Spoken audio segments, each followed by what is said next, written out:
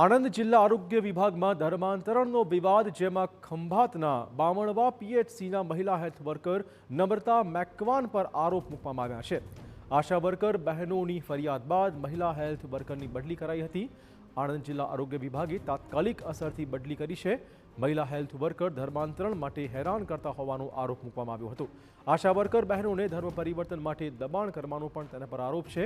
Office મીટિંગના નામે ધર્મ પરિવર્તન અને ધર્મનો પ્રચાર કરતા હોવાનો દાવો છે। લેપટોપ પર ખ્રિસ્તી ધર્મના ભાષણો સંભળાવતા હોવાનો પણ આરોપ મૂકવામાં આવ્યો છે। મારા બેન અમને એમના ધર્મ વિશે શીખવાડવા લાગ્યા। ધર્મ વિશે એટલે કે એવું કે તમે આ માતાજી ભગવાન માનો છે બધું ખોટું છે એમ। તો પછી અમને એમ કે એમના ધર્મનું જે કે બતાવે છે શીખવાડે છે તો એક વખત જોઈએ તો ખરા કે શું છે। એટલે અમે એ જ નવું જાણવા માટે અમે એમનું બધું સાંભળ્યું, પછી અમને પુસ્તકો આપી, એ પણ વાંચી।